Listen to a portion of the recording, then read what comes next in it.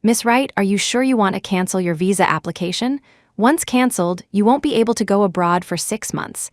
Have you discussed this with your fiancé? Summer Wright paused for a moment, then replied firmly.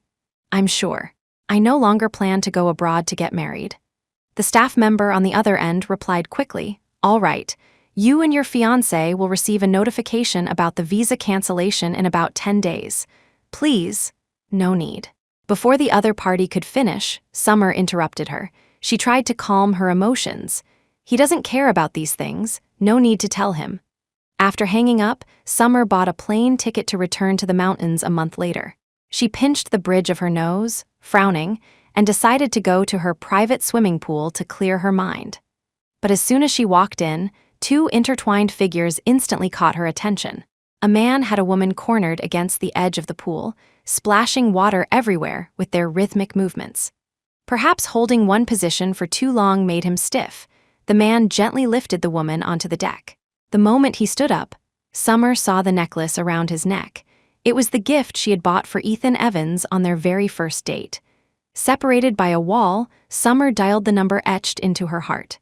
The moment the call connected, Summer saw the man over there pick up his phone. Baby, what's up? The voice on the phone overlapped perfectly with the voice of the man by the pool. Summer suppressed her trembling voice. Ethan, are you at the university right now? He chuckled on the other end and said, Yeah, I'm grading Daisy's thesis. If you don't believe me, I can let Daisy say hello.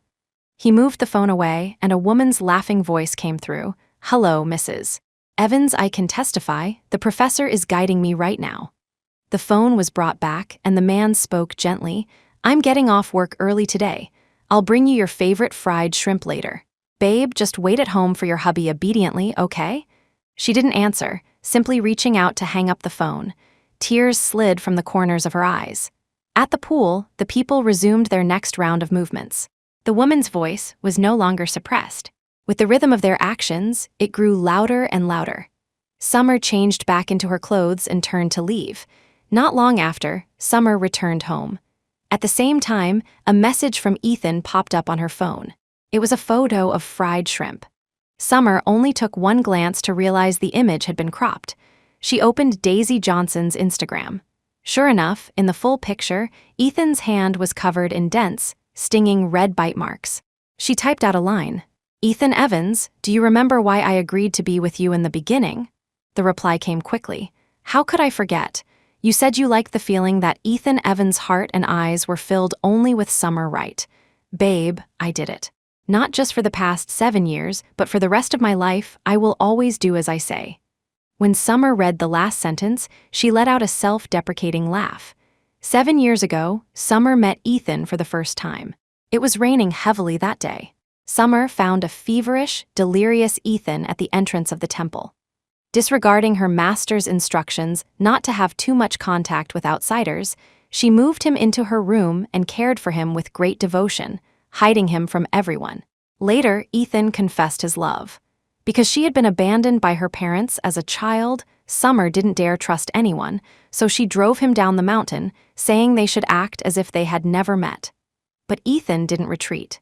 He accompanied her up the mountain every day to pick herbs and practice martial arts. He confessed 99 times, and Summer rejected him 99 times. Until one time, Summer was trapped on the mountain and encountered a ferocious wild wolf. Ethan didn't hesitate to shield her with his body. Half of the flesh on his arm was bitten off by the wolf, and he lay in a hospital bed for over 3 months. Summer's defenses finally crumbled, and she accepted Ethan's confession. After they got together, the Evans family didn't approve of the relationship and kicked Ethan out. He started his own business, working hard in the big city with Summer. But before they made any money, Summer fell seriously ill. With no one around to take care of her, Ethan went to underground boxing matches at night to earn money. Even though he was covered in injuries, during the day, he would wear a sunny smile, writing songs for Summer to make her happy. Finally, they saved enough money and Summer recovered. The song he wrote for her, titled Affection, was released, and their love story spread through every alley along with the melody. Later, they built a career. Ethan became a professor.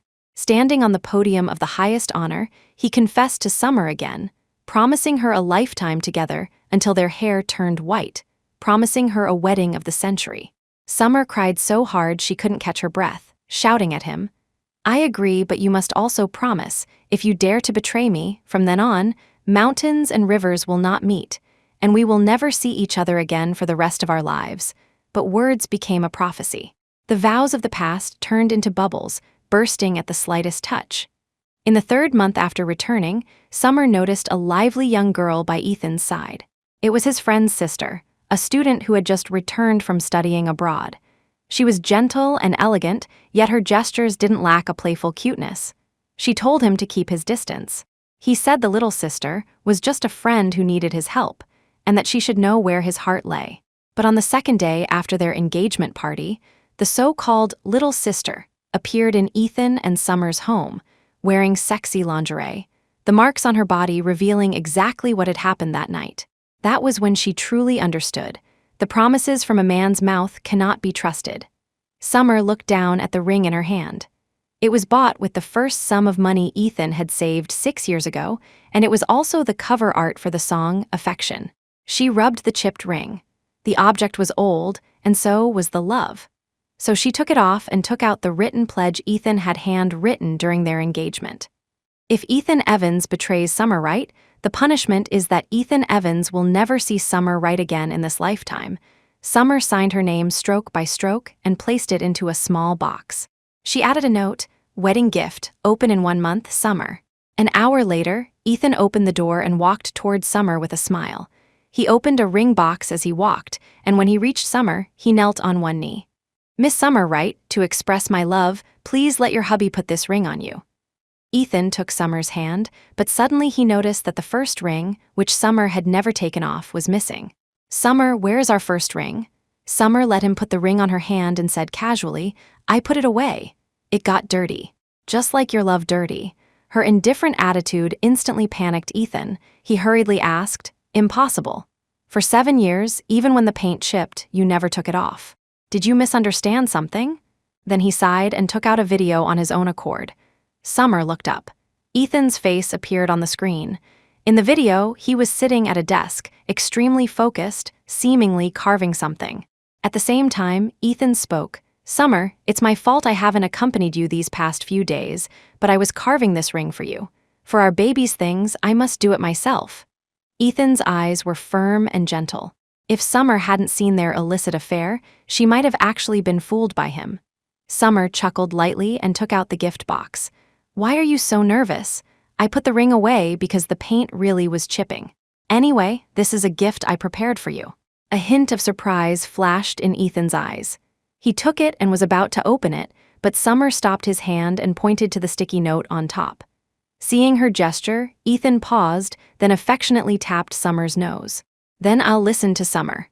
After speaking, Ethan kissed Summer on the forehead and happily went to store the box away. Watching his back, Summer swiped on her phone and canceled the flight to France scheduled for a month later. Early the next morning, Summer wasn't fully awake when a kiss landed on her hand. "Summer, let's go choose wedding dresses today. It was supposed to be yesterday, but you know, Daisy had something to ask me about her thesis." Summer rubbed her eyes wearily and was about to refuse subconsciously, but Ethan had already dialed the bridal shop manager's number and booked the entire day.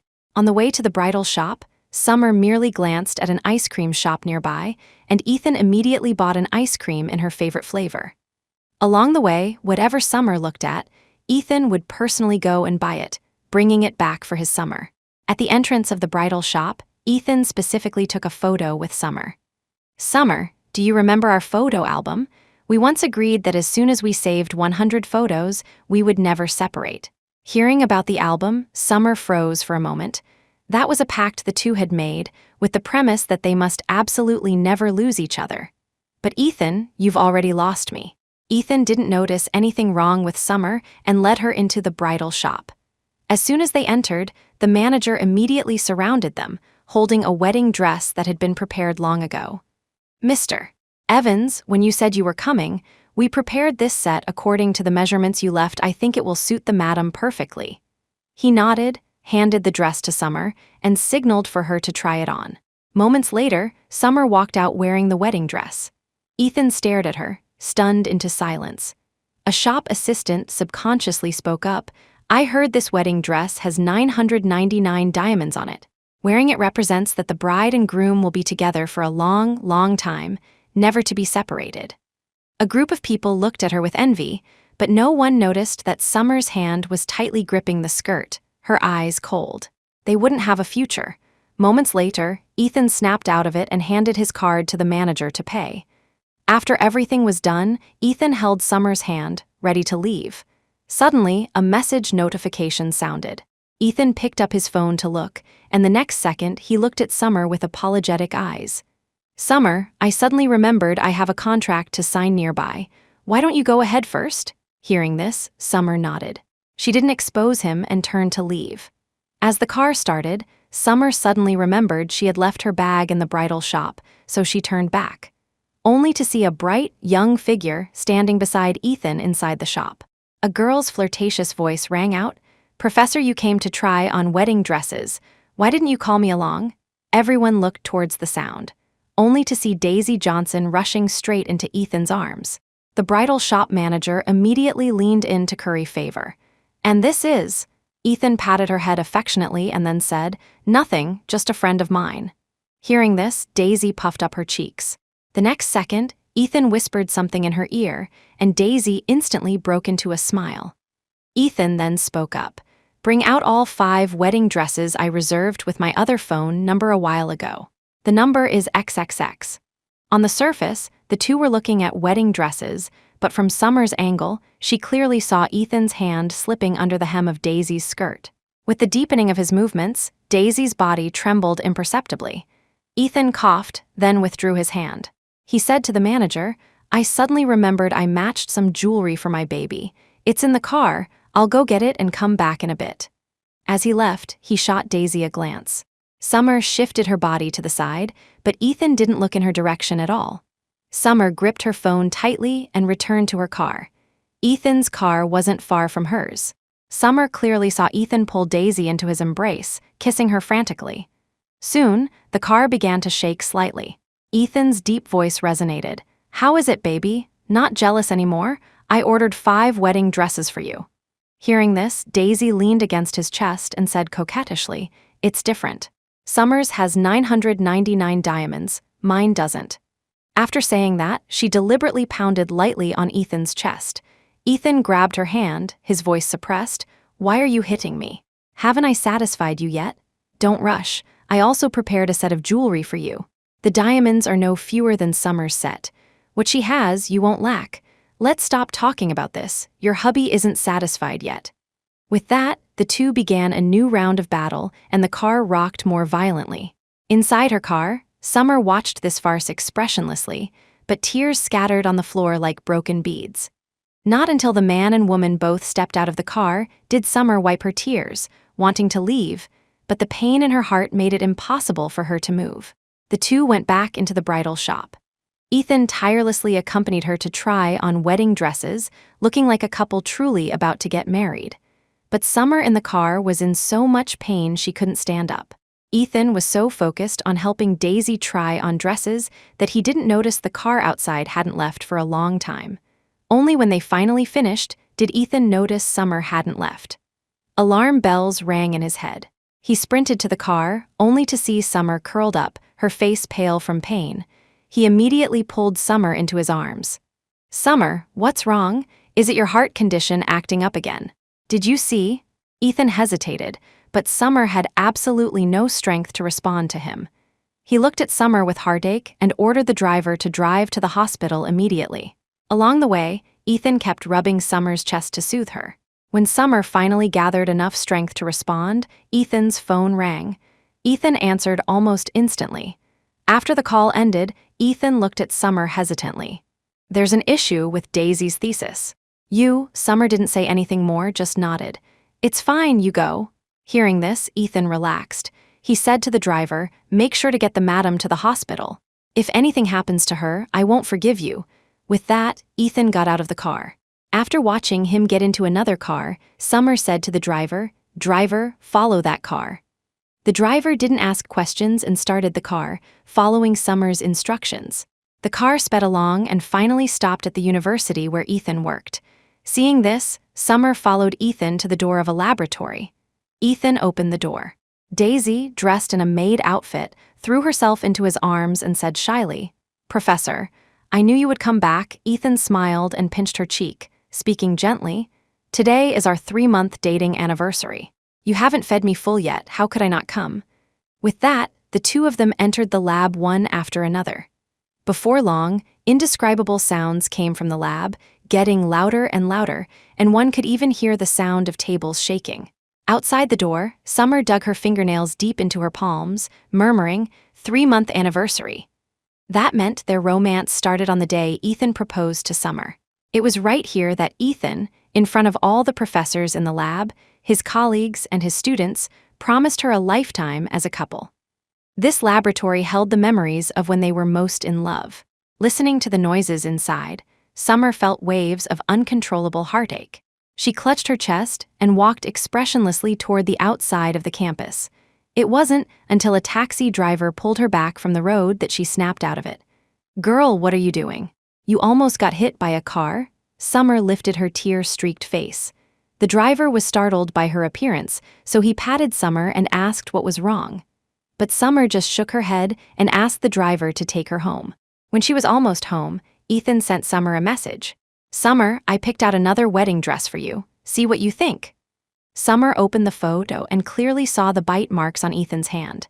She turned off the screen, unwilling to look any further, and sat on the sofa in a daze. It wasn't until a knock on the door that her thoughts were pulled back. When she went to open the door, she found it was the wedding dress Ethan had chosen for her. After putting on the dress, she walked to the mirror, only to realize that at some point, the makeup she had carefully applied in the morning was completely ruined by tears. She forced a stiff smile.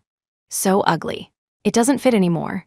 With that, Summer took off the wedding dress and slashed the skirt with a knife, cut by cut. Then she found the gifts Ethan had given her in the past and cut them all to pieces. "Ethan Evans, from now on we are cut in two." Near evening, Ethan opened the door and walked in. What he saw were beads from the wedding dress scattered all over the floor.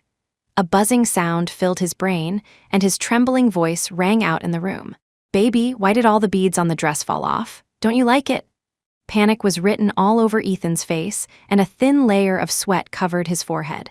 But Summer just smiled casually and said, "The workmanship of the dress wasn't good. I tried it on and they all fell off, so I cut the dress up and threw it away." Hearing this, Ethan froze for a moment, then sighed in relief. He stepped forward and wrapped his arm around Summer's shoulder. "This designer isn't good. I'll have him fired when I get back and have a new one custom made for you. It will definitely be 100 times better than this one." Summer shook her head and forced a smile. "No need to trouble yourself." The second dress was also very beautiful, but Ethan stubbornly tightened his hold on Summer's hand and said, "It's different. I want to make the best, absolute best wedding dress for you. You know, for this dress embedded with beads, once the beads scatter on the ground, it signifies that the couple will separate. I'm so scared, Summer. Don't refuse me." Suddenly, Summer felt Ethan's tears drop onto her shoulder. Summer only found it laughable. Just a superstition scared him this much. What if she really left? What would happen to him then? Just then, a message notification sounded, interrupting Summer's thoughts. Ethan picked up his phone and happily picked Summer up. "Summer, my visa is issued, how about yours?" Just as Summer was about to answer, her phone notification sounded at the same time. It was the message confirming the visa cancellation. Summer glanced at her phone, her heart skipping a beat. Fortunately, after seeing the word visa, Ethan didn't ask further questions. Relieved, she said to Ethan, "Yeah, mine was successful too." Hearing this, Ethan kissed Summer and wiped his tears against her face. His voice was bitter. "Summer, I can finally marry you. Do you want to guess where our wedding will be held?" Summer paused for a second and subconsciously said, "Milan." "You haven't forgotten?" Ethan asked with a trembling voice. How could she forget? Back when they had no power or money, she had bought a bridal magazine about Milan. Whenever life felt bitter, she would take it out and flip through it.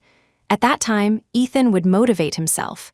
Life goal: give my Summer a grand wedding in Milan. Every time, Summer would rub Ethan's hair. "I don't care about a wedding. As long as you love me forever and we are together forever, that's enough." If you dare stop loving me, I'll turn around and leave thinking of this, Summer said hoarsely. How could I forget? I won't forget a single sentence. Hearing the last sentence, Ethan looked up inexplicably and met Summer's resolute eyes. He felt that something had changed. But Summer deliberately turned her head and lay down, afraid that if she waited one more second, she would fall back into that desperate love from years ago. Ethan thought Summer wanted to sleep, so he tucked her in and got up to turn off the lights.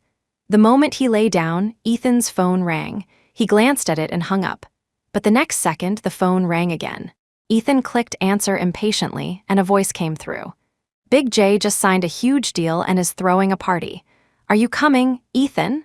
Ethan frowned and was about to refuse, but suddenly Daisy's voice came through the phone. A hint of delight flashed in his eyes. Professor, come on over. This is my brother's first big deal, and I have thesis questions I want to ask you about. Ethan looked at Summer hesitantly.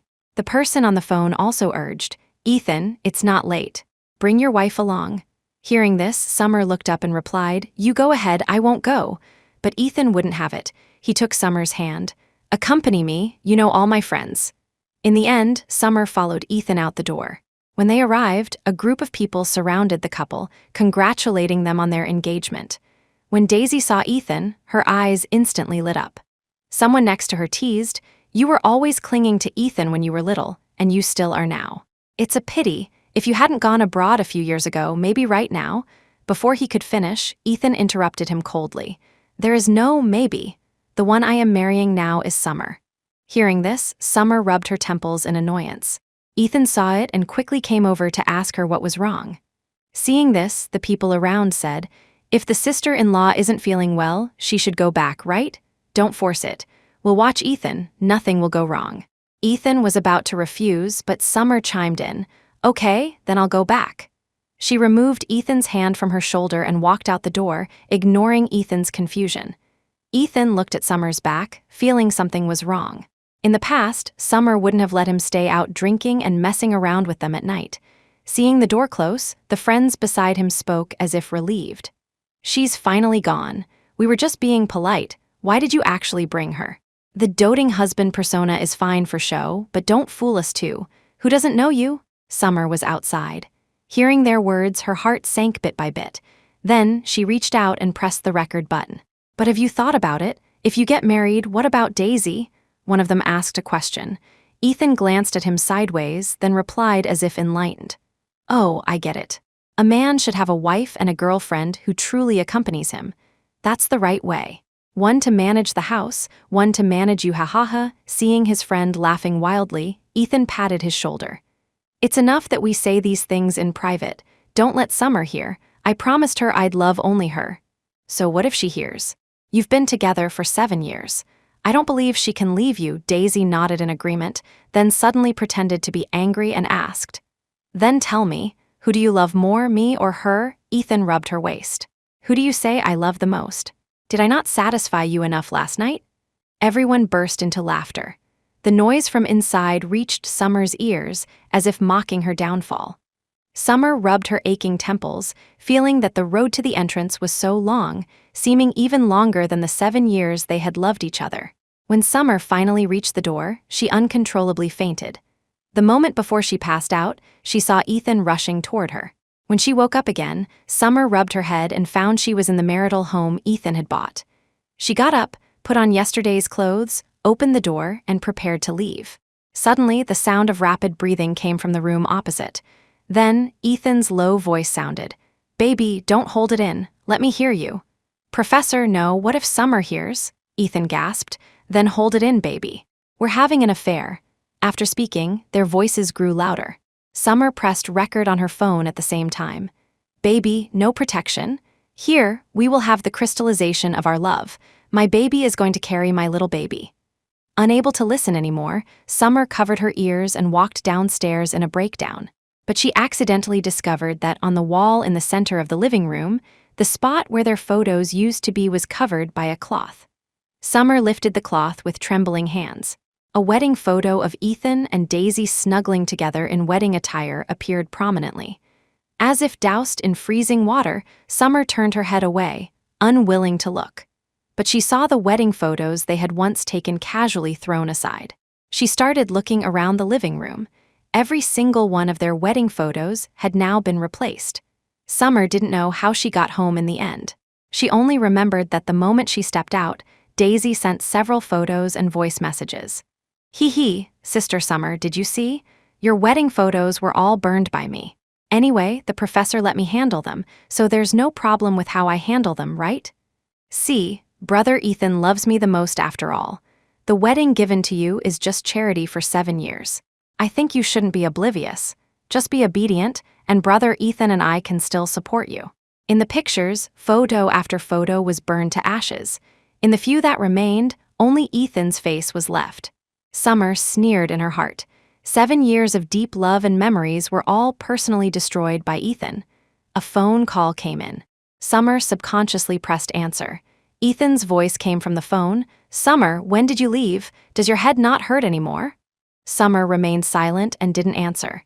Ethan's voice instantly became urgent. "Babe, why aren't you talking? Did you see those photos? Trust me, that wasn't me that." Before he could finish, Summer interrupted him. "What photos?" Hearing this, Ethan sounded relieved as he tentatively asked, "Nothing. I was just thinking, after our wedding, let's come back and shoot a set of Chinese-style wedding photos. We'll buy a bigger house and put them in the living room. Didn't we already take some? Since we've taken them, there's no need. I don't like things that have been used.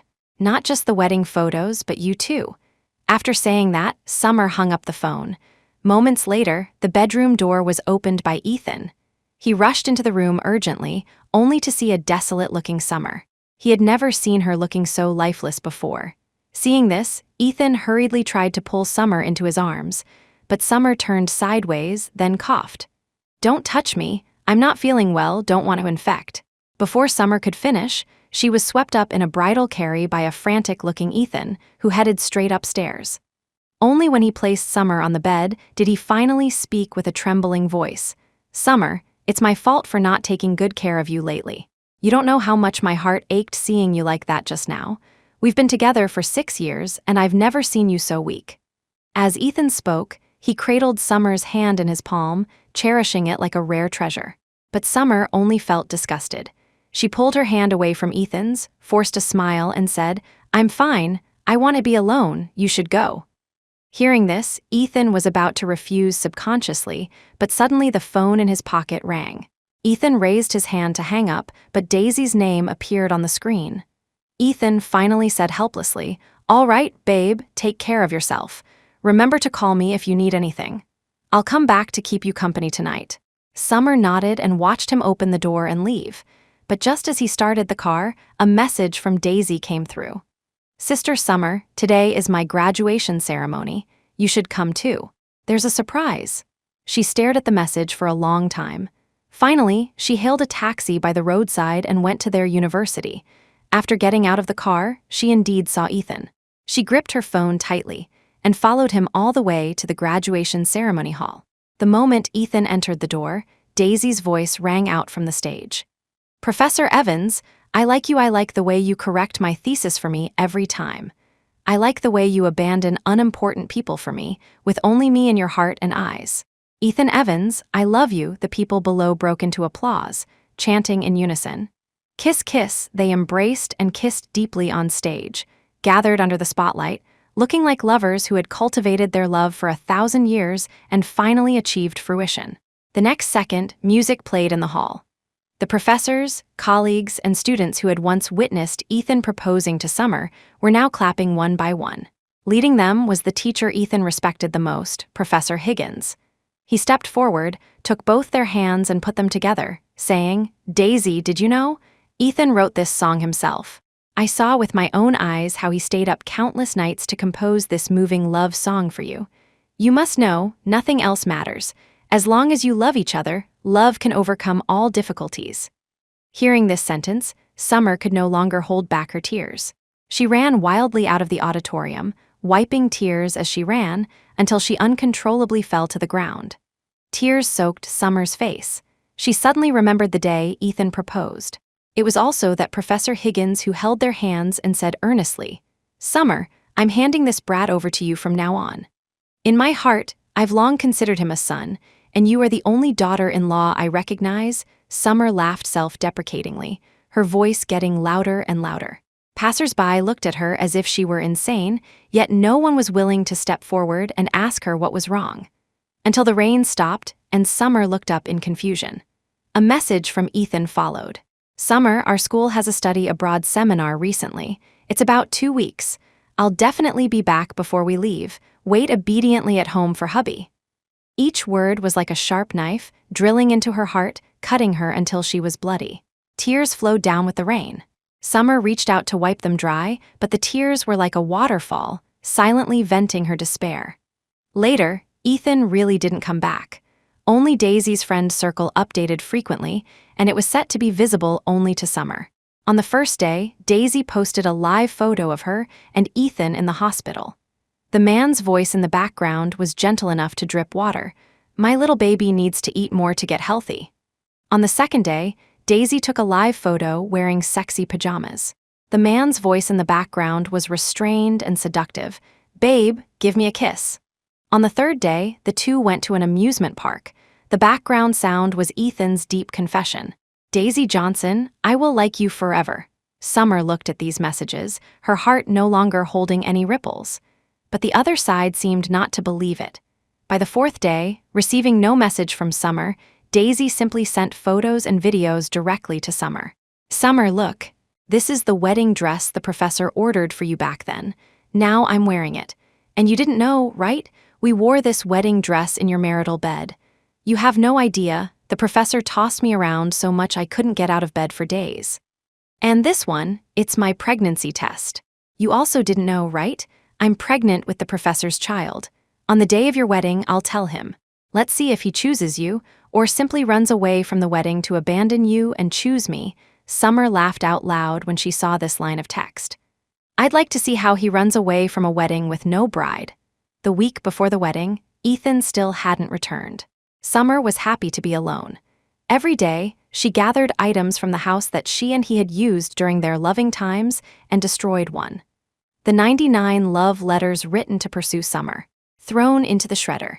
The 100 gifts the couple had buried in the backyard. Summer dug them up and threw them into the fire one by one, watching them burn to ash. Big and small gifts, photos. Summer burned them, threw them away, or sold them. When everything was done, the house was so empty it looked like no one lived there. The day before departure, Ethan finally came home. Looking at the empty house, alarm bells rang in his mind. He rushed upstairs and saw Summer still sleeping, which put his mind at ease. Ethan went up and kissed Summer's forehead, then patted her gently. "Summer, why are so many things missing from the house?" Summer rubbed her eyes and smiled. "I thought they were all important and wanted to bring them all to France, so I found someone to ship them over in advance." Hearing this, Ethan sighed in complete relief. He pulled her into his arms. "Babe, we're going to France to get married soon. Before we leave, is there anything you want to do?" Summer paused for a moment, then said, "I want to watch the music video for Affection one more time." Seemingly surprised by Summer's answer, Ethan asked in astonishment, "You can watch that anytime. Do you really not have anything else to do?" But Summer shook her head and insisted, "We might not have time to watch it later. Before leaving, I want to recall my 7 years one more time." Hearing the word, leaving, Ethan felt inexplicably panicked, even though she clearly meant leaving the country. Summer saw Ethan's hesitation but didn't explain further. She just took Ethan's hand and sat down in front of the computer. Opening the video, 7 years passed quickly in the plot. It wasn't until the only fight the couple ever had that Summer deliberately slowed down the video speed. "Ethan Evans, promise me that there is really nothing between you and that little sister. As long as you say it, I will believe you." On the screen, Ethan spoke with a firm face. "I promise Daisy and I have absolutely no relationship. If there is, Ethan Evans will be punished by never seeing Summer right again for a lifetime." Ethan, in front of the screen, trembled all over when he heard these words. Noticing his odd behavior, Ethan immediately said to Summer, "Summer, believe me, she and I don't have any improper relationship." Hearing this, Summer turned to Ethan and smiled. "Ethan, I know everything." Then she let go of Ethan's hand and prepared to pack her suitcase. but just as she came out, she saw Ethan hurriedly running downstairs while on the phone. Summer said nothing. She went straight to the walk-in closet, picked up a pile of clothes she had cut to pieces days ago, and packed them all into the suitcase. Then, she packed the chat logs and friend circle posts from Daisy she had printed out over the past few days into the gift box that used to hold the ring. After everything was packed, Summer lay on the bed with satisfaction. A message came in. "Summer, Daisy isn't feeling well. I'll go keep her company first. We'll meet at the airport on time tomorrow." Summer laughed after seeing the message, then replied with a single okay. Early the next morning, Summer arrived at the airport on time with her luggage. Ethan hadn't arrived yet, so she sat aside to wait. A phone call suddenly came in. "Sister, is the flight today?" "Yeah, arriving in about 3 or 4 hours. Watch the time to pick me up." Suddenly, a laughter-filled voice sounded in her ear. "Who is it? Why are they coming to pick you up?" Summer turned her head to look.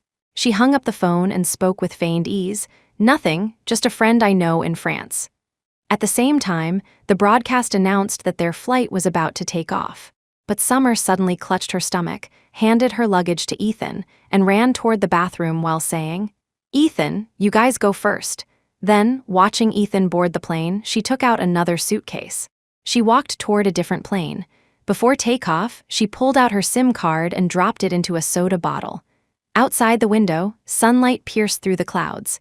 Everything was a brand new beginning. Ethan boarded the plane with Daisy, but she walked straight to the seat beside him. He looked up at her in confusion, only to see Daisy rubbing her brow and leaning on his shoulder. "Professor, I'm a little dizzy. You kept me up too late last night. Let me rest a bit. When sister comes back, she can just sit in my seat." Ethan subconsciously wanted to refuse, but the next second, Daisy's hands were wandering restlessly over him. He groaned, rubbed Daisy's waist, and began to touch her all over. A second before his consciousness faded, Ethan opened his chat with Summer. "Summer, Daisy isn't feeling well. Take her seat when you get back." Then he became intoxicated in Daisy's gentle trap, completely unaware of the red exclamation mark on the screen. After the plane landed in France, Ethan and Daisy stood up from their seats hand in hand. Passing Summer's seat, they saw she was no longer there. He glanced at the empty seat, assuming she had gotten off the plane earlier, so he took the luggage and led Daisy out of the cabin door. It wasn't until they reached their pre-booked car and still didn't see Summer that Ethan finally began to panic. Seeing Ethan motionless for a long time, Daisy waved her hand in front of his eyes. "Professor." Hearing this, Ethan snapped back. He asked in confusion, "Where's Summer? Why hasn't she come yet?" Then he let go of Daisy's hand, preparing to return to the airport to check again if Summer was still waiting for him foolishly. But Daisy suddenly stepped forward and hugged his arm. "Brother Ethan, I just saw the message Sister Summer sent me. She said she went to the house first. Do you really not want to be alone with me that much?" As she spoke, she reached her hand into Ethan's shirt and began to roam up and down. Soon, Ethan held her hand back and swallowed hard. "Summer really sent you a message?" Seeing Daisy nod, he finally revealed a smile, scooped Daisy up in his arms, and got into the car. A few hours later, he tidied himself up in the car mirror and ordered the driver to drive home. As they neared the house, Ethan remembered that Summer might have sent him a message too, but when he took out his phone, he found it was off. For some reason, panic began to rise in Ethan's heart. "Summer, I'm back. You didn't wait too anxiously, did you?" After the car stopped, before even reaching the door, he shouted loudly towards the inside. Ethan stood at the door, expecting Summer to open it upon hearing him and throw herself into his arms. But the only response was a gust of cold wind. At this moment, he finally realized something was wrong. He opened the door. The house was pitch black, not looking like anyone had been there at all. The gifts he had prepared in advance lay quietly on the table, completely untouched. Ethan turned on the living room lights with trembling hands. "Summer," no one answered. "Summer, don't scare me, okay?" Still no one answered. "Summer," Ethan shouted with all his might, but the huge room only echoed his voice. At this moment, a thought surfaced in his mind. But the next second, he waved his hand and forced a laugh. "Impossible. How could Summer leave me? We've accompanied each other for 7 years." He shook his head in disbelief, then suddenly seemed to remember something. He hurriedly plugged in his phone charger. The phone showed the charging icon. Ethan pressed the power button frantically with his right hand, his left hand clenched tight, sweating cold sweat. A moment later, the screen lit up. Ethan released his hand and tremblingly pressed for fingerprint unlock. The notification bar was empty, save for a few news alerts he hadn't had time to clear. Ethan shook his head, muttering, impossible. He put down the phone, clasped his hands together, closed his eyes, and prayed inwardly. Maybe Summer's phone is off. Maybe she didn't find the house and rented a hotel outside. Once she charges her phone. Suddenly, a notification sound interrupted his thoughts. Ethan instantly relaxed his furrowed brows and picked up the phone. Message failed to send. Seeing this, Ethan almost went mad. He threw the phone aside and paced back and forth in the room, clutching his aching head. Until a moment later, a snow-white suitcase at the door caught Ethan's attention. That was the suitcase Summer had carried for 7 years. Ethan stepped forward and opened it. Pieces of clothes that had been cut and torn fell out one by one as the lock opened. Falling out along with them was the haute couture wedding dress Ethan had spent months customizing. He laughed once and kicked the suitcase over. A piece of paper floated out. 999 beads symbolize the love of two people never separating. Beads together, people together. Beads scattered, people scattered. Ethan read the words on the card in a breakdown, tears forming in his eyes and dripping onto the paper. After a while, he tried to steady his mind and dialed a number. "Hello, I'm Ethan Evans. I want to check on a passenger named Summer Wright on Flight XX. Did she board the plane?" The sound of keyboard typing immediately came from the phone. A moment later, the other side replied. "Hello, Mr. Evans. We found that miss. Summer Wright canceled this ticket a month ago." "What did you say? Canceled a month ago?" Ethan's face wore an expression of disbelief. The hand holding the phone trembled incessantly. As tears fell, the phone slipped from his hand. "Then do you know where she went? Did she book another ticket? Where did she fly to?" Ethan shouted at the phone in a breakdown, but an impersonal female voice came from the phone. "I'm sorry, sir. We cannot disclose passengers' personal information. Please understand. I can give you money, as long as you tell me where my Summer went." His eyes held a light of expectation, but it was quickly extinguished. "Sorry, sir, we don't know." "Don't know. Right, how could they say so easily? What if someone with bad intentions was looking for his Summer?" He apologized and hung up the phone. His Summer didn't come, so she must have stayed in the city.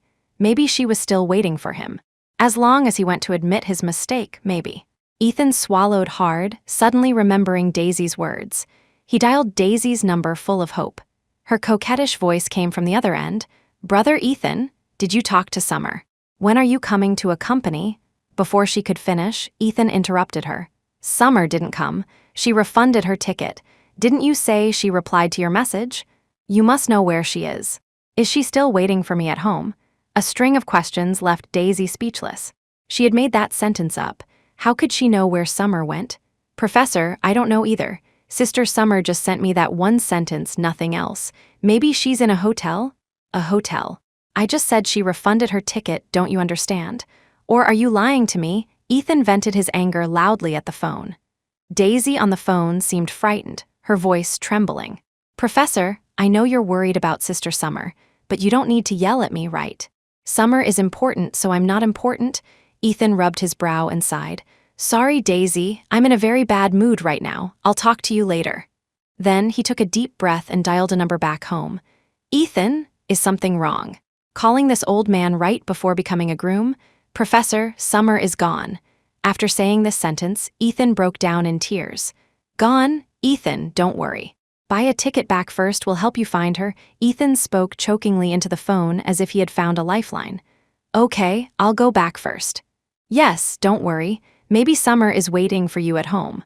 I've seen with my own eyes how loving you two have been for these 7 years." After hanging up, Ethan bought a ticket to return to the country 2 hours later. He started packing things in the room, boarded the plane back alone without even notifying Daisy. When he arrived at his doorstep, he hadn't closed his eyes for over 10 consecutive hours. But opening the door, there was still no sign of Summer. He even accidentally discovered that the things in the house had been almost completely moved out. Seeing this, Ethan almost went mad. Professor Higgins patted his shoulder. "Go on, I didn't expect Summer to be so decisive either. I already ordered someone to check for you. Summer went home. Good boy, go make amends. Having determined the direction, Ethan simply tidied himself up and hurriedly bought a ticket to L City. Since it was in the mountains and Ethan didn't know anyone here, he transferred between stations, rushing back and forth. After 24 hours without sleep, he finally arrived in front of the temple he had seen 7 years ago. Before entering, he rented an RV.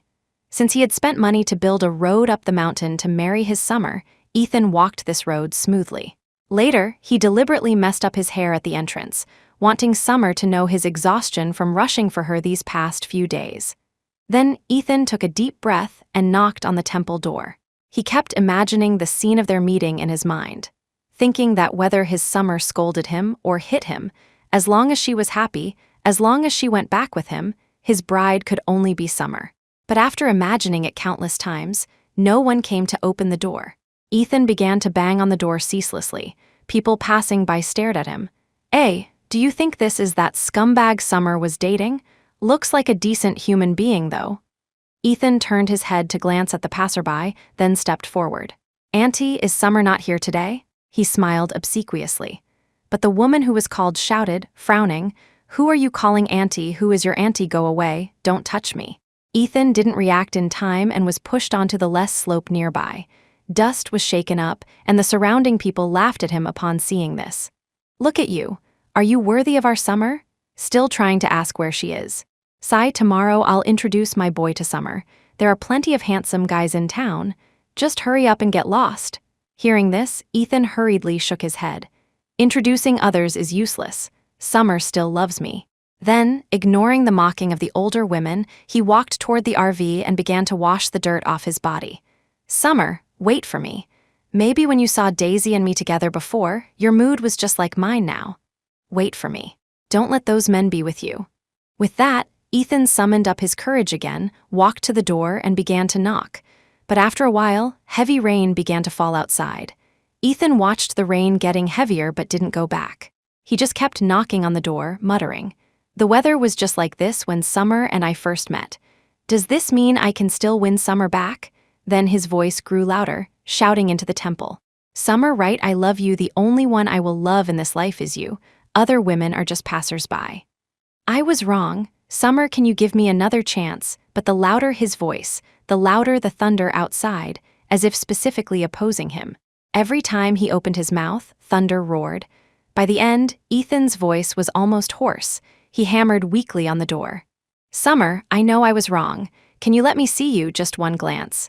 From now on, I will absolutely not let other women near me. Promise me, okay?" The rain fell harder and harder, but the door still didn't open. Not until the moment he fainted did he hear the sound of the door opening. As he fell, a voice finally came from inside. "Master, he hasn't kicked the bucket, has he?" "Shoo, shoo, not that easily. Drag him in. What bad luck." Early the next morning, Ethan saw he hadn't been invited inside, but there was a bowl of medicinal soup beside him. Just as a glimmer of hope sprouted in his heart and he prepared to regain his morale to knock on the door opened. "Summer," he spoke happily. "Not here." The one responding wasn't Summer, but her junior brother, Ruddy Wright. Ruddy looked down at him and asked in confusion, "How exactly did you trick my sister into leaving back then, looking like this dead thing?" Hearing this, Ethan coughed. "Not tricked. Where is your sister? Is she sick?" Ruddy jumped at the words. "Pewee, pewee, pewee, why are you cursing my sister? Do you think everyone is as weak as you?" With that, disregarding Ethan's expression, he spoke on his own accord. "If you ask me, stop pestering my sister. You should be locked down with that mistress sister of yours. She harassed my sister all day long, and now you come to harass her. Isn't it disgusting?" Hearing this, Ethan subconsciously wanted to refute, but he quickly realized what he had ignored. "What did you say? She harassed? Daisy Johnson?" Ruddy rubbed his hair irritably and shoved a stack of papers into Ethan's chest. "Here, this is what your mistress sister sent to my sister these past few days. There were more before. Find them yourself. Don't come near us." Ethan took them. The first message that caught his eye was, "Summer, right, if you're leaving, can you leave thoroughly? Do you know the professor went back to find you again? Is this exactly what you want to see him do for you?" Below was a long string of curses, unbearable to look at. Ethan gripped the paper tightly, his eyes narrowing, revealing a fierce expression. Then he tore the papers to pieces, returning to that cold, impersonal appearance from before. "Summer, anyone who stepped into our relationship, I won't forgive them." Leaving this sentence behind, he turned and got into the car, driving toward the airport.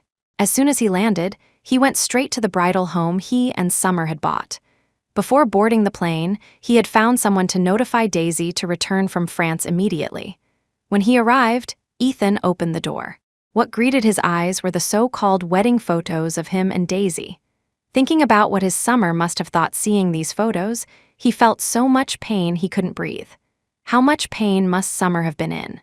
Suddenly, the safe in the corner caught Ethan's attention. He checked the time on his phone.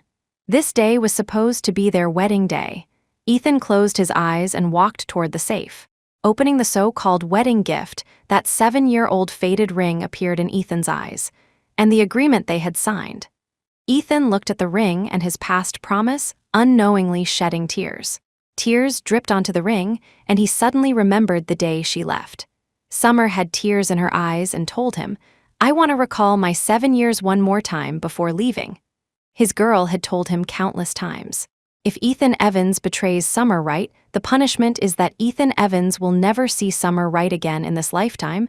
How could he not have realized? She had been hurt so badly. "Summer, I was truly wrong. But you have to believe the only one I've always loved is you." Ethan held the diamond ring, crying silently, letting his tears fall onto the ring. Half an hour later, he wiped his tears and looked at the time again. "Should be here." Just as Ethan finished speaking, the villa door opened from the outside. Daisy's lovely figure entered. As soon as she walked in, she saw Ethan, backlit and with a dark face. She frowned and deliberately coughed. "Brother Ethan, why did you leave me behind and go? Do you know how scared I was out there? I didn't know the place or the people. She kept talking, but Ethan remained silent, maintaining the same posture. Daisy saw that his mouth was clearly smiling, but his eyes emitted a chill. She understood this was the sign that Ethan was angry, but she didn't understand why he was angry. Could it be just because of Summer's departure? "Why do you think Summer left me?" The man's cold voice rang out in the room, instantly disrupting Daisy's thoughts. She spoke tremblingly, "Brother Ethan, I don't know either. I didn't spend much time with Sister Summer. You know, you told me not to be in front of Sister Summer. I knew all th. "Oh, you knew everything?" Before she could finish, she was interrupted by Ethan. Ethan smiled at her, but his gaze was like watching prey. Daisy stared at Ethan in confusion. Could it be he saw the messages she sent before? She swallowed hard. Suddenly, the photos in the center of the hall attracted her attention. So she said, "Brother Ethan, did Sister Summer leave because she saw these photos?" I explained these photos to Sister Summer. They are just ordinary photos with no symbolic meaning. After she finished speaking, seeing Ethan still hadn't opened his mouth to say anything, she took small steps closer to Ethan. Just as she was about to reach out and pinch Ethan's shoulder, Ethan threw a stack of photos onto Daisy's face. "What is th?" Daisy was stunned by the throw, but when she saw the content of the photos, she sobered up instantly. They were the chat records she had sent to Summer. Her eyes darted around, afraid to look at the photos. "Professor, listen to my explanation. These chat records..." Daisy stopped halfway through her sentence, meeting Ethan's terrifyingly cold eyes, which instantly silenced her. Ethan wasn't blind. The content of the photos was her provocation of Summer. At this time, her senseless explanations would only make things worse. So Daisy took a deep breath, picked up the chat records, and replied with a crying voice, "Professor, I was wrong. I shouldn't have sent these to Sister Summer. But you don't know, I waited for you for a full 7 years. Every time I heard my brother abroad saying how much you loved your girlfriend, I would feel incredibly heartbroken. So when you gave me hope, you don't know how happy I was. So I sent them to Summer, but I had no malicious intent. I didn't know she would actually leave you directly, Brother Ethan. Will you believe me, okay?"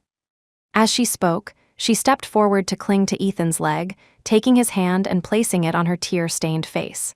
Ethan sneered upon hearing this and instantly grabbed her face. Red marks quickly appeared on Daisy's fair face, but Ethan didn't let go. He spoke through gritted teeth. "Did I tell you that you and I were just playing around? If you dared to make a scene in front of Summer, I would absolutely not forgive you. But not only did you let Summer know, you also said so many hurtful things to her. Believe you one more time? If I believe you, then what about Summer? Who will make my Summer believe me one more time? Do you know that because of you, I stood in the rain all night in front of the temple and couldn't even see Summer? Thinking of this, Ethan flung Daisy aside in disgust. At the same time, a piece of paper fell out of Daisy's bag. Ethan instantly narrowed his eyes and quickly picked up the paper. Daisy, seeing this, rushed forward trying to snatch the paper back. Ethan, I was wrong, don't look, please. But just as her voice fell, Ethan picked up the paper and read it. Intrauterine early pregnancy. He read it word by word. Daisy beside his leg instantly lost her strength and collapsed to the side. Muttering, "It's over." Ethan patted her head lightly and said, "I actually didn't know you were pregnant with my child. Daisy Johnson, you really are amazing. If I hadn't seen it, were you planning to hide it from me forever? Wait until the child was born to go to my parents. Make me marry you?" He smiled at Daisy, but Daisy just kept shaking her head. Then, ignoring Daisy's terror, he dialed a number. "Hello? Schedule an abortion surgery for me, the sooner the better." Hearing this sentence, Daisy completely lost it. She shouted in a breakdown, "Ethan Evans, you can't do this. This is our child. If you don't want to see him, I won't appear in front of you for the rest of my life. Please spare me." But Ethan seemed not to hear, walking straight toward the door. Seeing him about to leave, Daisy hurriedly threw herself onto him, frantically saying, "Ethan Evans, you will regret this. My brother won't let you off. And your parents, if they know you killed their grandson, they definitely won't forgive you." Hearing this, Ethan finally stopped. He looked down at Daisy. "You should worry about yourself first." Then, ignoring Daisy, who was crying so hard she couldn't catch her breath, he walked out the door. Daisy wiped her tears in disbelief, watching Ethan's decisive back. She took out her phone and made a call. "Brother, save me. Ethan Evans is crazy. He wants to kill me." After hanging up, Daisy's heart was still beating incessantly, as if she had experienced something terrifying. When she thoroughly calmed down, Daisy realized her face was already covered in tears. Tears and sweat intermingled, revealing her terrified mood. Daisy clutched her stomach, looking up at the wedding photo in the center of the living room. She didn't understand. Why had she, Daisy Johnson, also accompanied Ethan for so long, yet he never looked back at her? Even the crystallization of their love, he wanted to destroy it with his own hands. Thinking of this, Daisy couldn't control herself and cried out loud. Suddenly, a phone call interrupted Daisy's crying. "Hello, Daisy, this is Grace Evans, Ethan's mother." Daisy froze for a moment. She didn't understand why his mother was calling her, so she asked, "Hello, Mrs. Evans. Is something the matter?" "Yes, there are some things we need to discuss in person. I sent someone to pick you up." "Good child, don't be afraid. You've been wronged."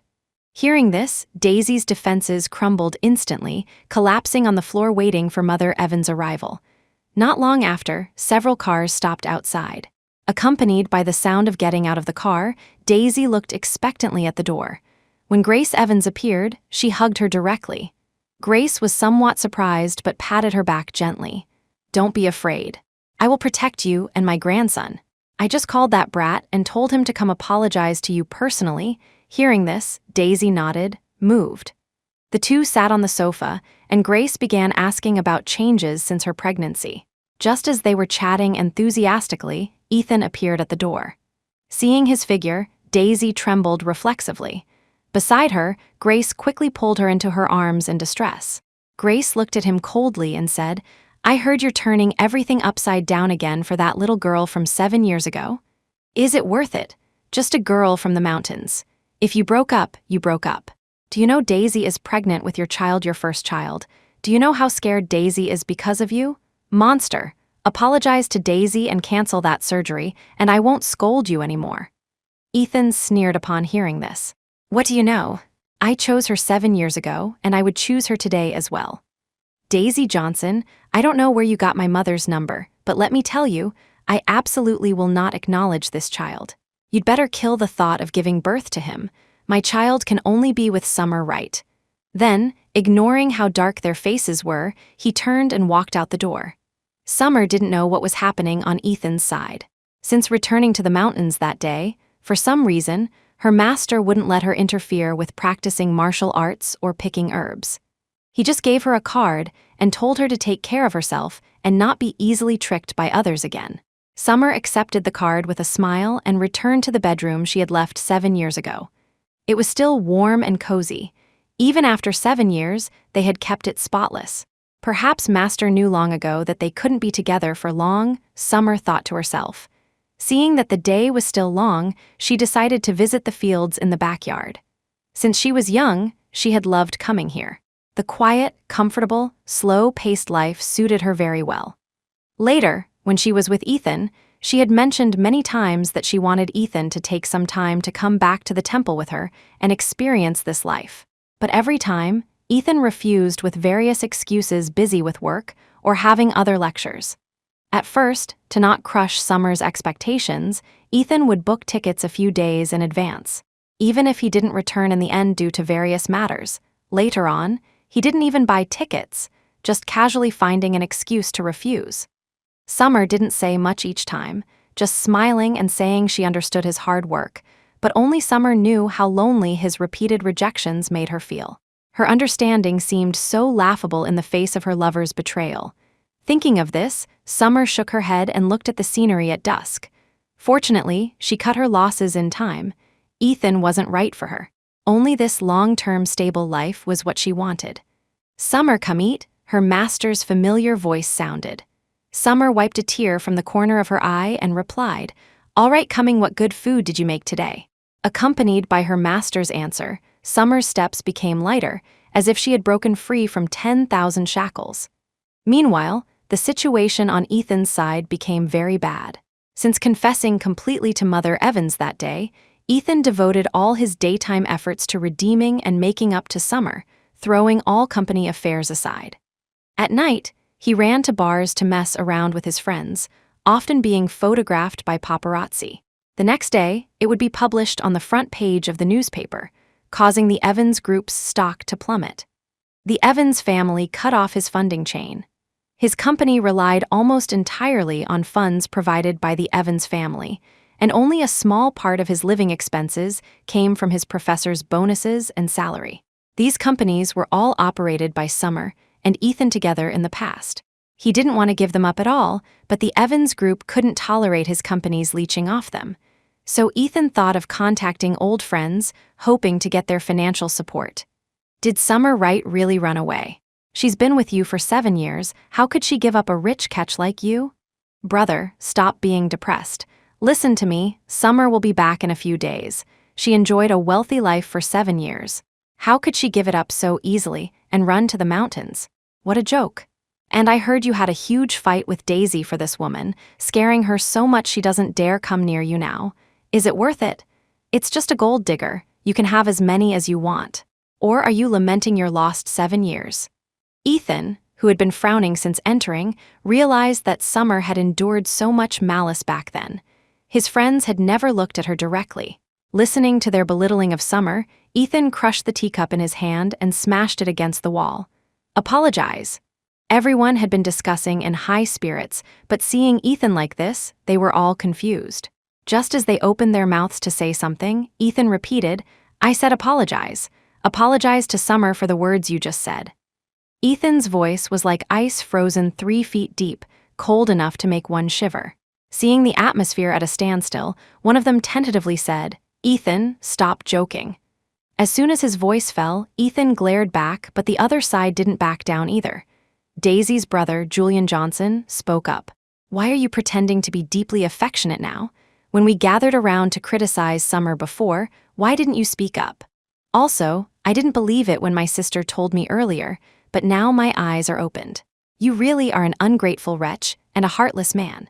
My sister treats you so well, willing to stay by your side without a title, and this is how you treat her. Apologize? You apologize to my sister first.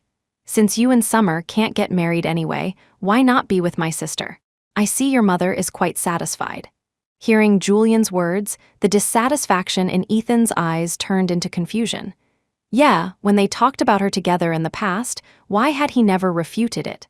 It turned out Summer had experienced such a situation many times. He searched his mind for memories where he might have refuted them, but the deeper he thought, the more he remembered the words they said around her the day Summer fainted. What was he saying at that time? Facing his friend's teasing, "You've been together for 7 years, I don't believe she can leave you," he didn't refute it but tacitly accepted it. Perhaps at that time, Summer fainted outside from heartbreak precisely because she heard these words. Thinking of this, Ethan felt as if he had been doused with bone-chilling ice water. Not knowing what to say, he could only pick up the wine glass again and again, hoping alcohol could numb him. Perhaps due to the alcohol, Ethan really started to think. Summer accompanied him through 7 years of extravagant life. This time in the mountains, maybe she really wouldn't be able to accept it. Once he cleaned up this mess, maybe his Summer really would come back to accompany him. Ethan thought and thought, then suddenly started laughing loudly. Seeing him like this, the crowd put down the hands that intended to persuade him to drink and began discussing other topics. After a while, the door opened from the outside. Everyone looked up in confusion. Seeing who it was, they hurriedly winked at Ethan, but Ethan was still deeply immersed in his memories, refusing to let go. "Daisy, go help your fiancé. It's embarrassing for him to be dead drunk here." Hearing this, Ethan looked up. Seeing it was Daisy, his movements became resistant. "Get out, don't touch me, dirty. If Summer sees, she'll definitely be sad. If she sees, she won't want me anymore." "Get out." Slap. Grace Evans' crisp slap landed on Ethan's face, knocking him to the side where he spat a mouthful of blood. Ethan felt the world spinning. At this moment, Daisy helped him up with heartache. "Are you okay?" "Ethan?" Ethan shook his head in confusion. As if confirming something, he tentatively asked, "Summer? Summer, you forgave me, right? You came to find me. I knew it, you definitely wouldn't want to leave me." Hearing Summer's name, Daisy couldn't control herself anymore. She let go of Ethan's clothes, letting him fall to the ground. The man who had personally confessed his love to her countless times was now shouting another woman's name at her. Daisy didn't understand. She clenched her fists tightly, wanting to vent but unable to. She could only let anger turn into tears falling, choking out, "You love her that much? Ethan Evans, I loved you for 7 years too. Didn't you say you would cherish me for a lifetime?" She, Summer Wright, came from the mountains. "I grew up in a scholarly family since childhood. How can she compare to me? What right do you have to be so sad for her? What right?" Ethan stared blankly at the emotionally collapsing Daisy. He had never seen her like this. In the process of their love, Daisy was always that cute, obedient sister, something he could control at will. Finally, Ethan looked at Daisy, shook his head, and smiled bitterly. "It's different, Daisy. You and Summer are different. She is the person I placed in my heart. I admit I betrayed her physically, but in my heart, from beginning to end, there was only her." Daisy sneered, pulled off the ring on her hand, and threw it in his face. "Ethan Evans, you are truly disgusting." The next morning, Ethan woke up in the bed at his family home. He tried to lift his arm to rub his eyes but found something pressing down on it. Ethan turned his head and realized it was Daisy. He pushed Daisy away in disgust. This action also woke her up. Daisy, half-dressed and with red eyes as if she had cried all night, looked up at Ethan and said, "You don't need to be like this. Mrs. Evans insisted on locking me in the room." Ethan glanced at her, cursing himself inwardly. Why had he been bewitched by her manipulative act in the past? Just as Ethan raised his hand to shoo her away, he saw her stroking her stomach, looking full of maternal radiance. A trace of ruthlessness flashed in Ethan's eyes, but he didn't show it on his face. He tentatively reached out to Daisy. "Daisy, can I feel it?" Hearing this, Daisy looked up, flattered. Her eyes instantly lit up. She carefully took Ethan's hand and placed it on her stomach, speaking gently. "Ethan, my family can be of help to your family business. As long as we give birth to the child, both the Evans and Johnson family businesses will be yours." Hearing this, Ethan reached out and patted Daisy's head. "I know, I had a dream last night and figured it all out. I prepared a gift for you. Do you want to go see it with me?" Daisy's face flushed instantly, and her tone became shy. Okay." With that, Ethan picked Daisy up in his arms and ordered the driver to drive to a location. Along the way, Daisy kept asking what the surprise was. Ethan only said he would tell her when they arrived. Evans Private Hospital. Daisy murmured the name of the hospital. She shook Ethan's shoulder, trembling. "Ethan, why are we here? Are you sick?" Ethan remained silent, simply ordering the bodyguards to pick her up and walk all the way to the obstetrics and gynecology department. She watched as Ethan spoke a few words to the doctor and signed his name on a paper, then walked toward her. Daisy watched the grim expression on Ethan's face and shook uncontrollably. Ethan, you can't do this to me. Mrs. Evans is still waiting for me at home. You can't. She broke free from the nurse's restraint, crawled to Ethan's side, and pulled at his pants while crying. Brother Ethan, we've known each other for over 10 years. I am Professor Evans. You are just a graduate student under me. She watched Ethan say this expressionlessly, then wave his hand at the doctors. They instantly surrounded her. The bright white light shone on her face, and the cold syringe pierced her body. Only then did she realize she couldn't shed any more tears. The anesthesia took effect quickly. Before passing out, Daisy saw Ethan's decisive eyes. Her hand gripping the clothes finally let go. The surgery went quickly. When Daisy woke up again, it was already the next day. As soon as she woke up, the blinding sunlight outside shone on her face. Daisy looked at her flat lower abdomen in confusion. She desperately tried to recall the feeling when the child was still there, hoping to numb herself, but she couldn't.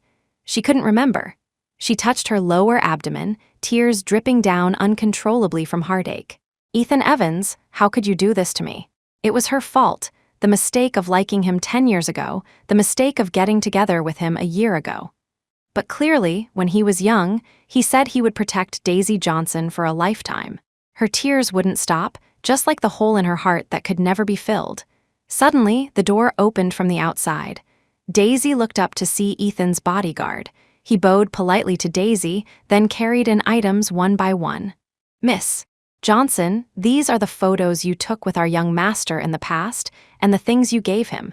He doesn't need them anymore. You don't need to harbor unrealistic fantasies either. The one our young master loves will always and only be Summer Wright.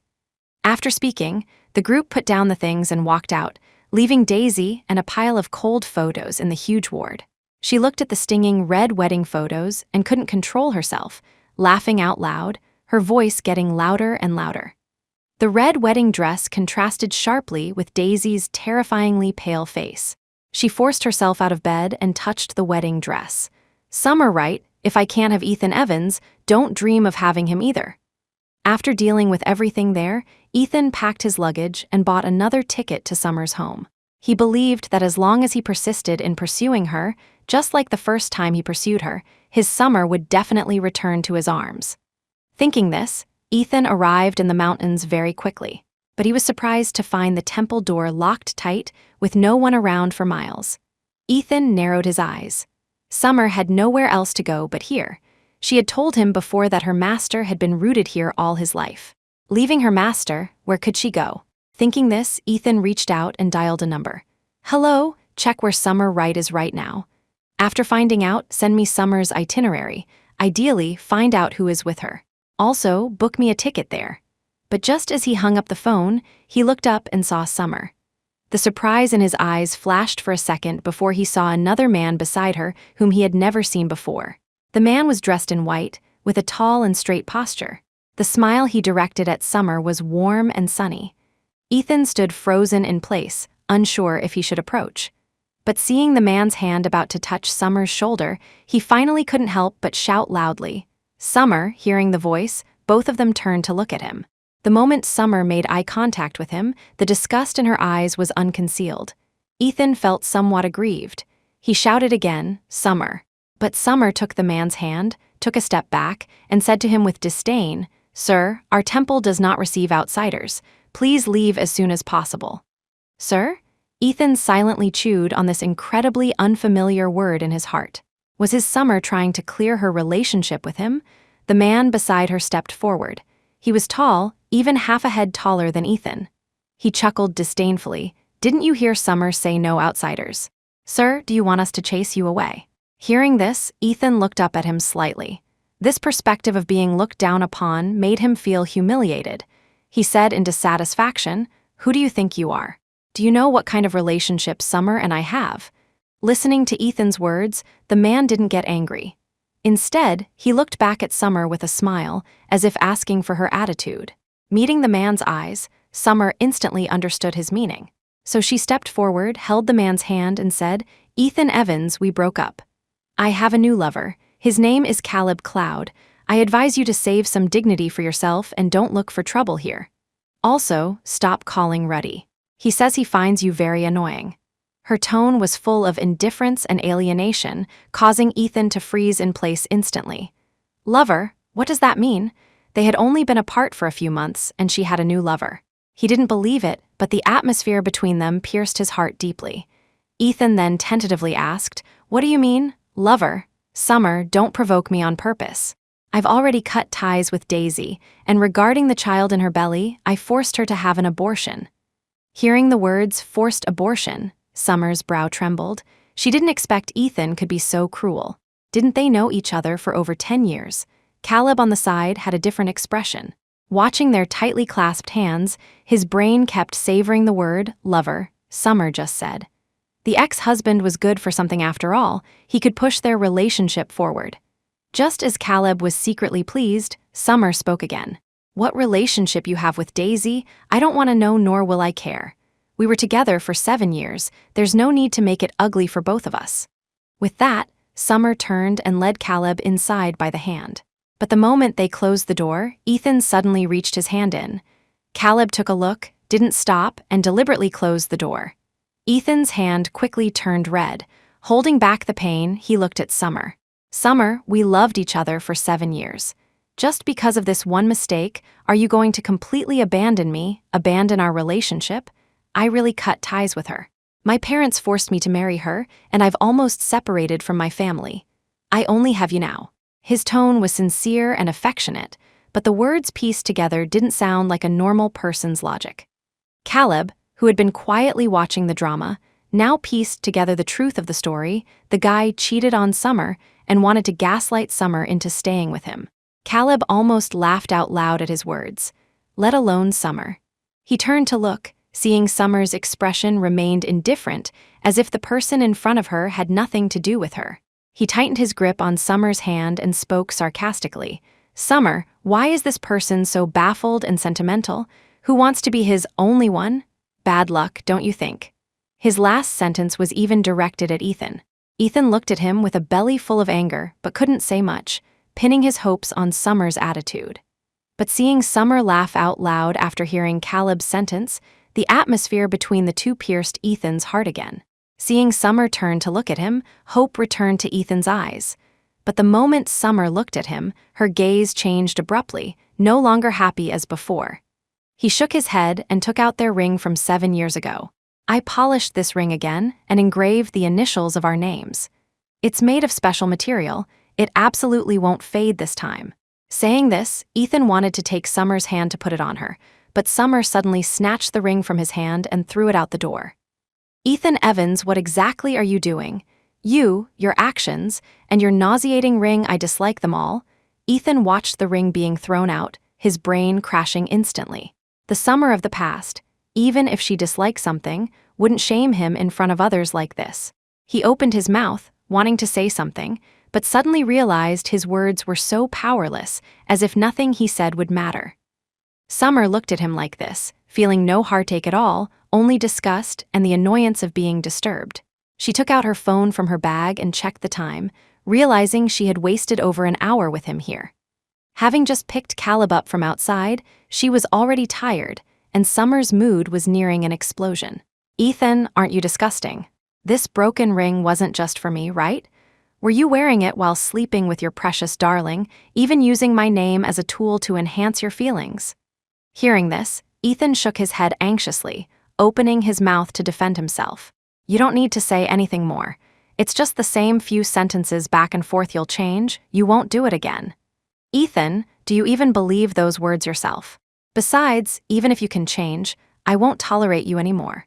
I've had enough of you. In this life, I never want to see you again. Also, do you think pestering me is interesting?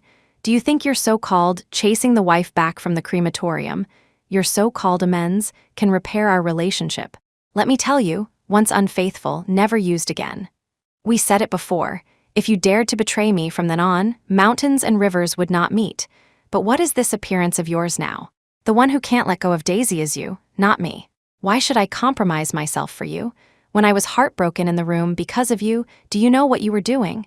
You were in the room next to ours, recklessly messing around with Daisy. Did you consider my feelings then? And thanks to your lack of consideration, I was able to see your true colors sooner and cut my losses.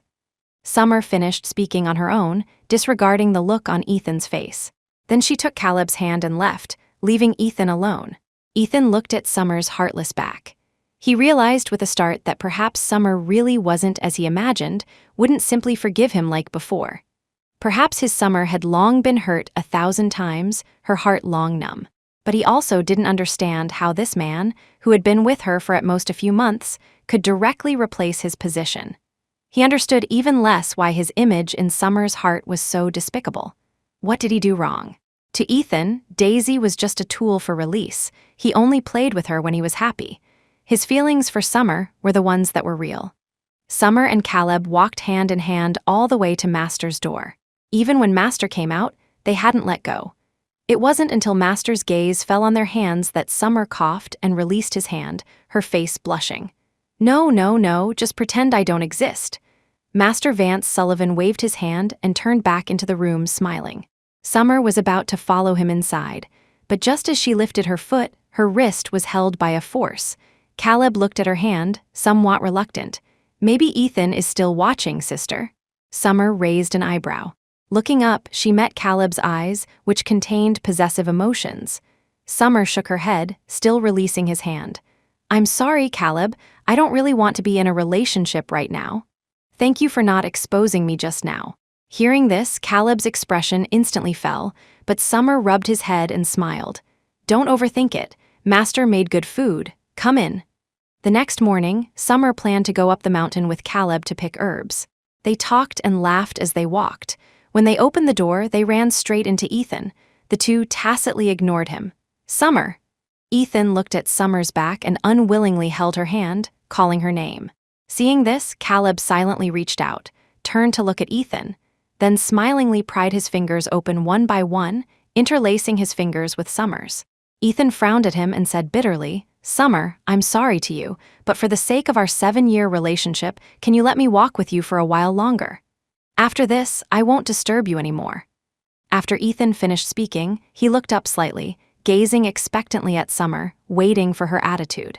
Beside them, Caleb raised his and Summer's joined hands, indicating, Summer, refuse if you want. If you're worried about a certain someone shamelessly following, I can go pick herbs alone today. He smiled at Ethan without humor, like a warning. But Summer shook her head. It's fine. Ethan, if you want to follow, then follow. As soon as her voice fell, Ethan immediately looked up, only to see her and Caleb walking ahead, talking and laughing. Ethan realized that perhaps her leaving him was a very good choice. At this time, the sun hadn't fully risen, and the mountains were filled with mist, but it was the best time to pick herbs. Caleb walked at the very front. Whenever he encountered bushes, he immediately stepped forward to push them aside for her. Summer smiled at him when she saw this. Ethan was at the very back. Looking at the smile on Summer's face, his eyes were full of envy.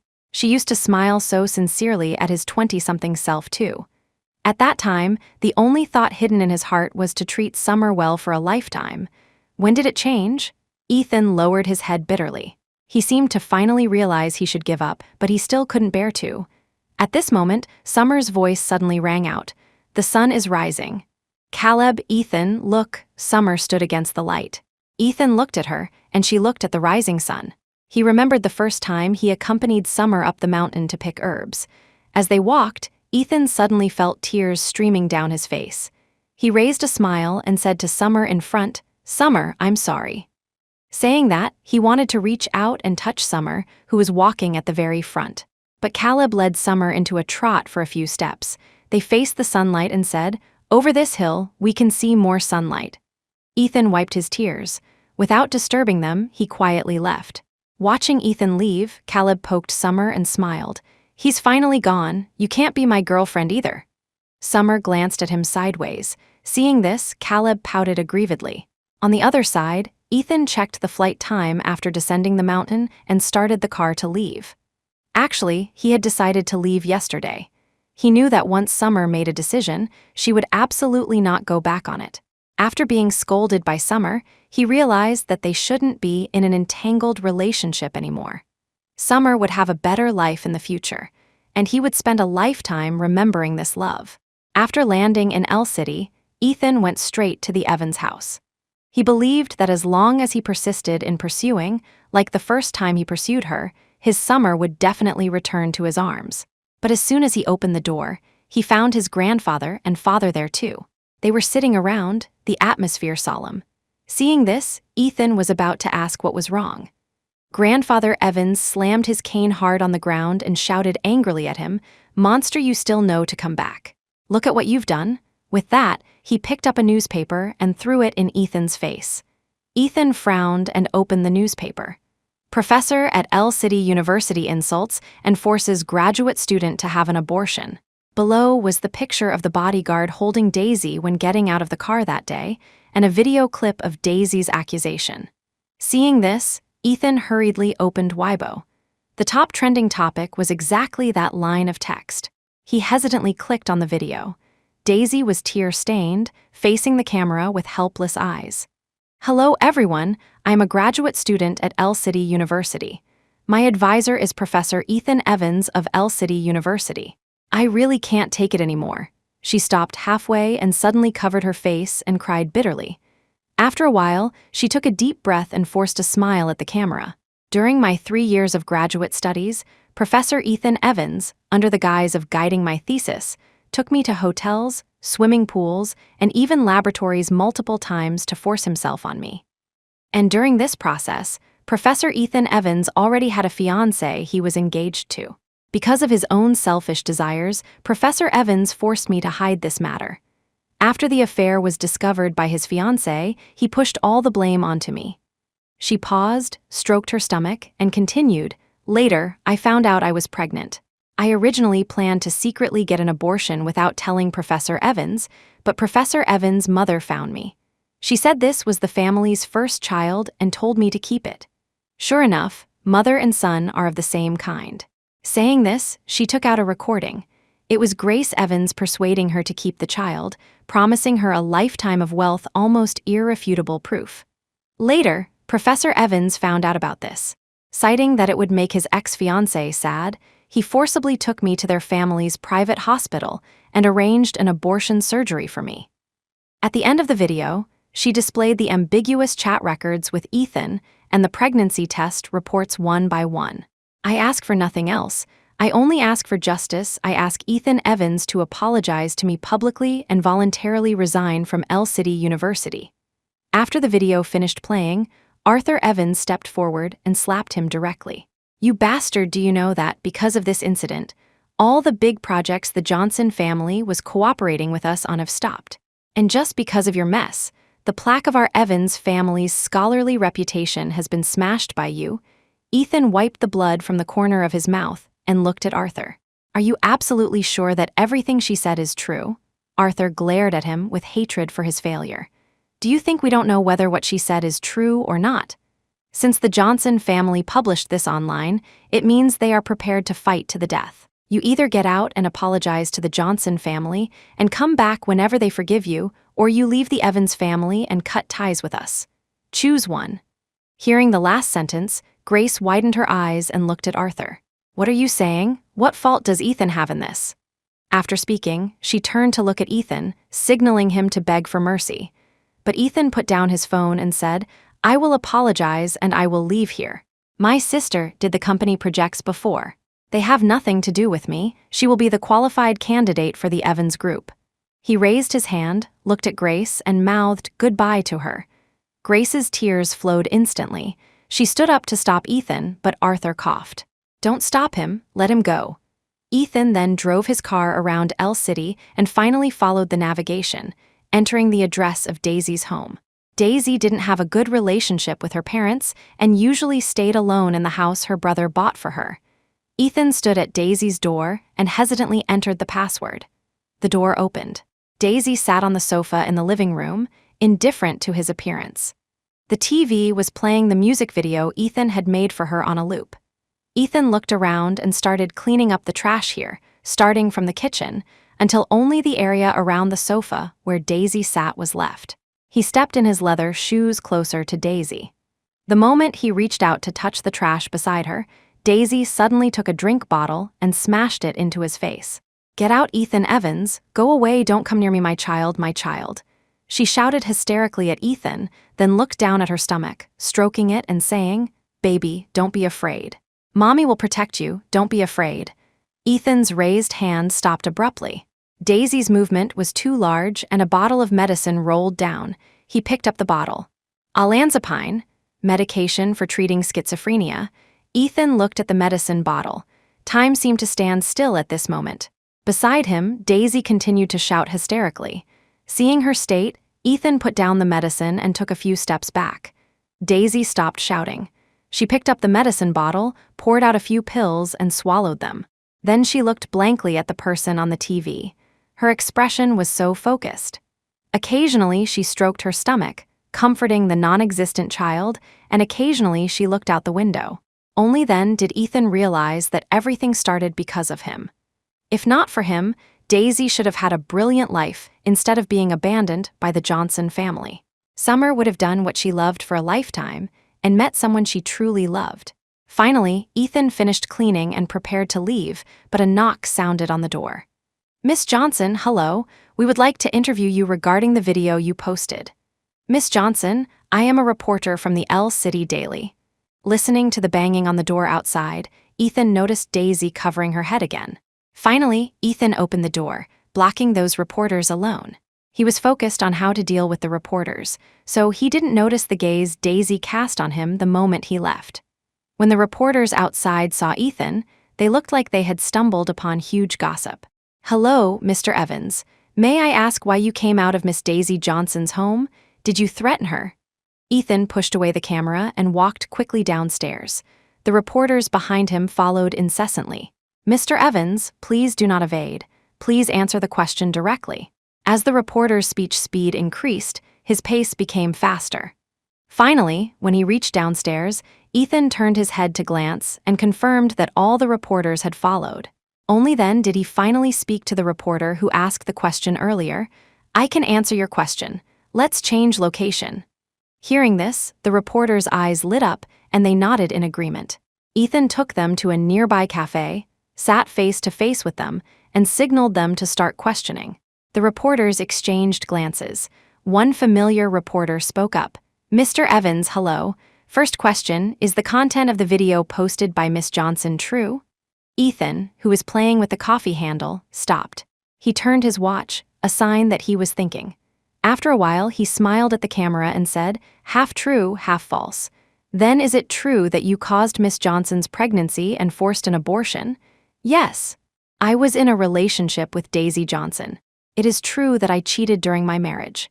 Ethan pushed back his hair, took off his glasses, and faced the camera directly. "I'm sorry. I have done many wrong things in these 7 years, including but not limited to betrayal in marriage and lack of seriousness in feelings. All of this started because of me. I am very sorry for taking up 7 years of the two ladies' time, and also sorry for occupying public resources because of our emotional issues. I am stating my position here in hopes that the public will not disturb the two female leads in the story. Since the matter started with me, I will bear it. After the video is released, I will voluntarily donate all my personal assets and resign from El City University on my own initiative, giving the two ladies peace and redeeming myself." "Tusk, I originally thought I could watch him and Daisy tearing each other apart on TV," Ruddy said, while cracking sunflower seeds in front of the TV. Summer didn't make a sound. Instead, she turned to look at Caleb. "You're leaving today, right? Do you need me to go with you to buy some things to take on the road?" Caleb, who was suddenly called, looked up, his eyes still red-rimmed. He rubbed his hair and said bitterly, "Yes, it's today. The lab is short of people." Hearing this, Summer wasn't coy. She stepped forward to take his suitcase and walked toward the door. Seeing Caleb didn't follow, she turned back to urge him. "Hurry up and keep up, while I still have the energy to wander around with you." Hearing this, Ruddy shoved Caleb, signaling him to hurry up and follow. Caleb was going for 2 years this time, under fully closed management. There was almost no possibility of communicating with family or Summer. Along the way, Caleb kept staring at Summer in a daze. Whatever Summer packed for him, he nodded and said okay. until Summer pointed to a pack of sanitary pads and asked him if this was okay, and he still stared at Summer blankly saying okay. She instantly laughed out loud, put the sanitary pads back, and started teasing Caleb. "What? You have a period once a month too? You need sanitary pads. You say you can't bear to leave me, yet you don't cherish the chance to chat with me." Caleb remained silent. Just as Summer frowned, preparing to get angry, he suddenly hugged Summer. "Can you let me hold you for a while?" Caleb's voice was low, close to Summer's ear, making her feel a bit ticklish. But she didn't stop him, letting Caleb hold her. After an unknown amount of time, Caleb finally let go. The two went to pay for the bought items together.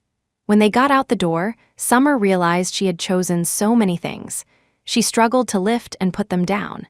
Caleb beside her looked at Summer with a smile, stepped forward to carry everything on his back, then trotted to the car, hurriedly loading everything into the trunk. "I'll take you to the airport."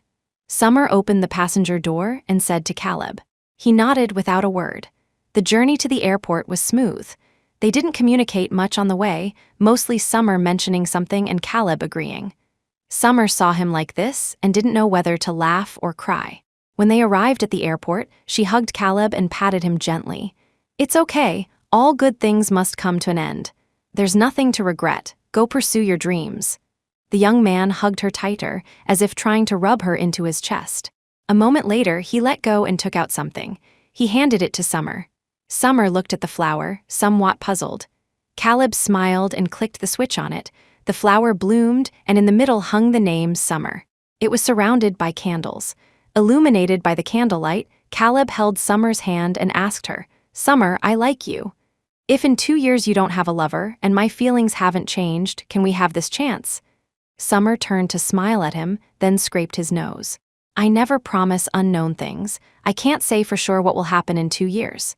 I can only say, good luck, Caleb. Go chase your dream. Remember that here, we were very good friends." She let go and gave Caleb a push. Then she waved at him. "Goodbye," Caleb smiled. The moment he turned around, tears fell. Later, Summer and Caleb never met again. She adopted a little girl named Breezy and let the girl learn from her as an apprentice. One day, Breezy practiced a difficult part. She pouted, dissatisfied. "There are 3 of you, and I'm the only apprentice. Won't your hearts ache?" Saying that, Breezy put down her sword and turned to point at their 3 wooden swords. A look of "let me see if you can do it" on her face. The 3 looked at the quirky Breezy and didn't know whether to laugh or cry. Summer stepped forward first and picked up the wooden sword. Accompanied by falling cherry blossoms, she danced with the sword under the cherry tree. Breezy watched Summer's movements, her eyes instantly captivated. When the dance ended, Breezy clapped happily. Then she looked at the other 2. "Your turn," 6 eyes met. Master coughed, planning to leave. Summer immediately grabbed his arm. "Don't go. How can you set an example for the little girl? And you're the oldest here." Yeah, Grandmaster do one." Breezy chimed in mischievously. Seeing this, he did one too. Compared to Summer's, his was heavier in power. After watching, Breezy waved her hand. "Very cool, but I think Master's looked better." At this moment, Ruddy stepped forward. "You kid, how can you praise one by stepping on another?" "I can't do this. I'll do a magic trick for you." The 2 gathered together. Summer and Master stood aside, watching them with smiles. "Caleb seems to be coming back soon." Hearing this, Summer nodded without much reaction. Master nudged her. "Do you think that kid still likes you?" Don't know well, don't care." Summer finished speaking, stood up, and walked to the 2 kids, patting Ruddy. "What are you doing?" "Don't spoil my kid." "Senior sister, how can this be spoiling? This is letting my little niece get in touch with more knowledge. It's useful for learning physics later." "You're dragging physics into this?" The 3 gathered in a group in the courtyard, Master watching from the side. Summer's phone placed on the table lit up for a moment. "Summer, right, I'm back."